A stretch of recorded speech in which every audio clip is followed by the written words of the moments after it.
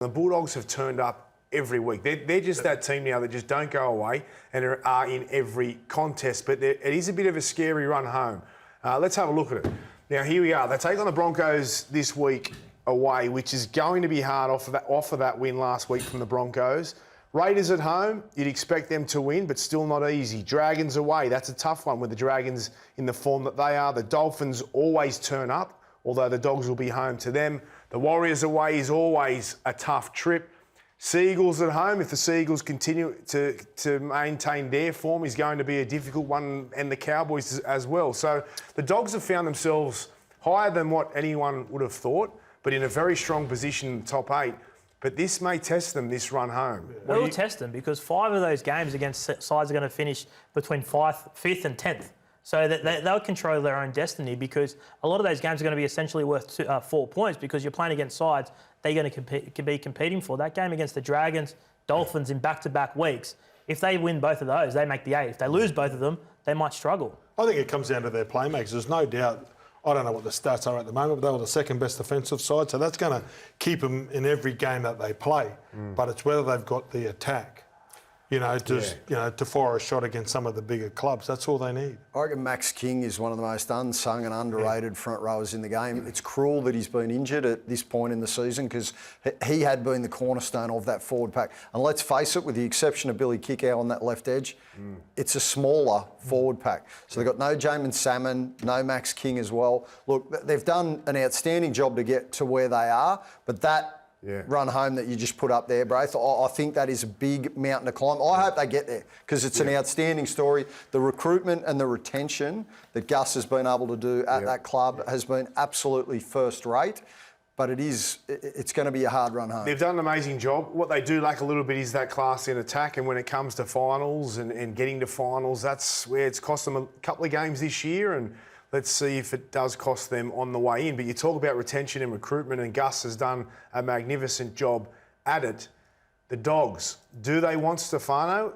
And if they do want Stefano, how close are they to getting him? Yeah, well, they haven't tabled an official offer yet, but watching you last night, Braith, I think off the back of that, I made a lot of phone calls today. I know a lot of other people in the game were starting to ask questions, and they're certainly going to have a crack. Okay, so they haven't officially tabled an offer yet, but they're certainly talking. I think you'll find they met earlier in the week.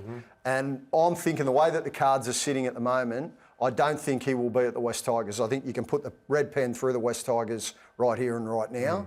So it's either the Bulldogs or the Melbourne Storm. The Storm gets a little bit tricky because their salary cap is right up against the wall and they're trying to move Nelson. They haven't had any success in that department. So I know they're trying to crunch numbers and go to the NRL for approval on different ways that they might be able to get the contract across the line. But the Dogs at the moment, I think the Dogs are sitting in the box seat. What would the offer be from the Dogs? Because, we talk about Gus, we talk about retention and recruitment, and he's very specific. One of the brightest minds in the game, always has been. So he'd be wary of overpaying here. Won't be 800. The Tigers have offered him 800 a season by 5. It won't be that. But I'd be thinking you'd have to be competitive. You'd have to be trying to get it to 657, somewhere around those types of numbers. So let's go back to Melbourne then. So, because the murmurs around the NRL are that Melbourne want him. They do. And they have for a long time. Yep. But there's a stopgap there. There's something in the way. Yeah, well, the stopgap is that you've only got X amount of dollars to spend in terms of the cap. Is it 14 at the moment? A bit less, but yeah, it'll work its way up to 14. So what do they need to do, though? Can they move anybody on? Well, I think they've been quietly trying to move Nelson for a number of weeks now. They tried to negotiate a bit of a swap with the Tigers where Nelson would go to the Tigers and that would then alleviate... Why hasn't that happened, though? Because this has been going on for a while, Hoops. I mean, we've been hearing this for a while that Nelson... They want to move him on, and you would think eyeballing Stefano Utoikamanu, that's their man, but they haven't been able to do it.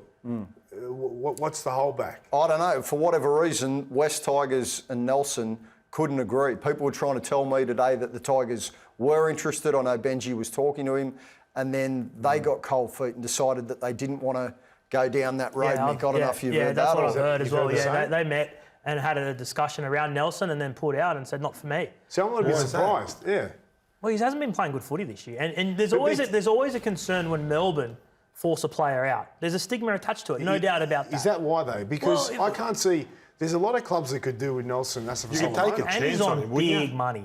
So that's the problem. He's on mega This money, is the Nelson. thing. He's on mega It money. starts with an 8. Yeah, at minimum, and works its way up. So he's on massive money. Do we know what Melbourne would be willing to pay to let him go? Well, it's a lot of money if you're going to chip in for Nelson and to try and true. find the cash for Stefano. It's a lot. Don't discount the Dolphins as well. They're in there. They're probably For third Stefano? for Stefano. I know he's they've met with them. He's flown down. He's flown there and met with them. But I'd have the Dogs and Melbourne 1-2 with the Dolphins third. But they've probably put in the richest offer, the Dolphins. From this chat right here, you've got the Bulldogs leading the race, right? Certainly, right. As an educated guess, the smart money is suggesting, as of today, that He doesn't have to move. Canterbury-Bankstown are in the box seat. They haven't officially tabled a contract, but I think if and when they do, I think they're sitting back and they look good. The Tigers were hoping for an answer today. That obviously hasn't happened. He's on a plane to New Zealand to play the Warriors on Friday, sorry. So that hasn't happened yet. I think by the end of this weekend or, the start of early next week, we should have an answer. But I think complicating the matters is what Hoops is speaking about it regarding Melbourne's inability to probably squeeze him in with the players that are still there.